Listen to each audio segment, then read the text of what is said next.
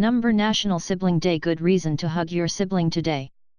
This year's Pulitzer Prizes is likely to primarily focus on the biggest story of 2016, the United States presidential elections.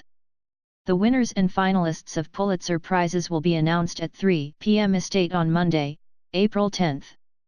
Pulitzer Administrator Mike Pride will reveal the winners chosen for 14 journalism categories, along with finalists from 7 other arts and literature sections. The entire event will be live-streamed from the historic World Room of the Journalism Building at New York's Columbia University. There were a total of 1,187 journalism entries this year for the United States' oldest annual awards, a noted increase from last year's submissions. The Pulitzer Prizes are handed out to the best entries from varying journalism categories including public service, investigative, breaking news, explanatory, and local, national and international reporting, breaking news and feature photography, feature writing, commentary, criticism, editorial writing and cartooning. However, this year there will be a special focus on the biggest story of 2016, the U.S. presidential elections. The awards will pay particular emphasis to the works of journalists who covered the presidential campaign and Donald Trump's victory. The Washington Post's David Fahrenthold. The Washington Post's David Fahrenthold has high chances of bagging the coveted prize for his investigative piece on Trump Foundation. Fahrenthold's investigations revealed detailed deception in Trump Foundation's charitable giving patterns, and also helped in bringing forth Trump's controversial videotape, in which the Republican president was heard talking about women in derogatory terms and using lewd language. Fahrenthold has already bagged Long Island University's George Polk Awards for political reporting and the Robin Toner Prize from Syracuse University for his investigative work during the elections campaign. ProPublica's Alec MacGillis.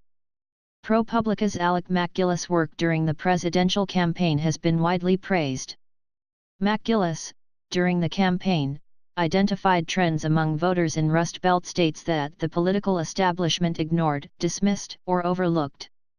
MacGillis, in his article Revenge of the Forgotten Class, pointed out how the Republican presidential candidate Hillary Clinton and the Democrats were playing with fire when they effectively wrote off white workers in the small towns and cities of the Rust Belt. Experts state that Clinton campaign's disregard for white workers in the Rust Belt states cost their candidate the presidential seat. MacGillis bagged the George Polk Award for National Reporting earlier this year. The Scripps Howard Foundation's awards also honored MacGillis' work with an award titled Topic of the Year in March. International Reporting. The main contender for Pulitzer's International Reporting Award is the Panama Papers series by International Consortium of Investigative Journalists and other news organizations. The Panama Papers reports analyzed leaked documents which provided material from the files of a global law firm in the Central American country. The documents revealed how companies and famous individuals across the world had hid assets in massive offshore accounts. Over 400 reporters from media organizations across the world worked on the Panama Papers reports.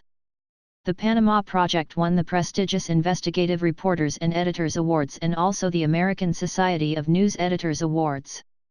The report also bagged a Polk Award for financial reporting and a Scripps Award for business/economics reporting. Photojournalism. The New York Times photographer Daniel Berhulak could bag an award in today's event.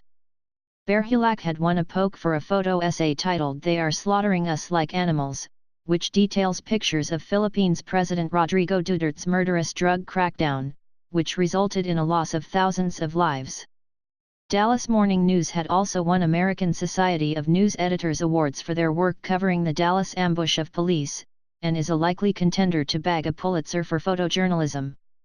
The Pulitzer Prizes have increased their cash prize for winners this year by almost 50% to $15,000. The coveted Pulitzer Prize for Public Service still does not have any cash prize attached to it and comes with a gold medal.